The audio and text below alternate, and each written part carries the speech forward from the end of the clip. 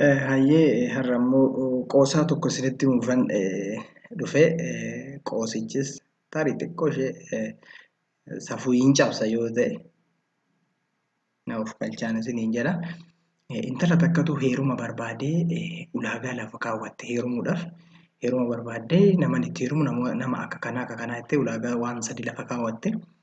Inni tokko isa nan reebne, isa nan dhaanne, isa nan rukunne jettee keewwattee inni lammataa immoo dubartii biraa bira kan hin deemne kan narratti hin deemne jechuu isheeti. Kan hin deemne jettee sadaffaa irratti immoo siree irratti nama cimaa ta'e jettee murteeffatte kana sadeen. So beeksisa sana hin maxxansitee namoonni dhufuun bahuun dhufuun dorgomuu yeroo tokko hin dhufee hin dorgome. Akkamii ulaagaa jiran san keessaa dubartii bira hin deemtaa jennaan hin deemu jedhee siree irratti nama cimaa raate jennaan eeyyee nama cimaadha jedhee nama warree bidaa yookaan nama hin dhaantaa jennaan abbaan koo faasii faadhaan nama dhaana ani garuu warcummaadhuma fa'aa waanuma xiqqoo billaa fa'aan darbadhaa jedheen akkasii yoo ati hin taatu jettee hin ariite.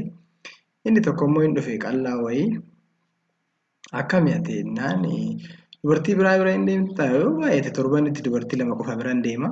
Nama naannoo innis hin kufe inni tokko hin dhufe inni sadaffichi dhufee balbala sirrumatti balbala irratti rukute cinqaman akkaatti balbala rukutu kun jettee gaafa kaatee jalaa wantu wiilchariidhaan jira seenettee seesiftee maaliif dhufte jennaan beeksisa argitan dhufe beeksisa argite eeyyee akkam biree nama hin dhaantaa jennaan harkaan qabu wiilchariidhaan dhufe harka maaliitiin dubartii biraa bira hin deemtaa jennaan anuma argitu kana luka maaliitiin jedhe.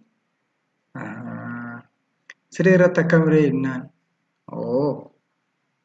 balbala maaliidhaan rukuteeree jedheen jedhama.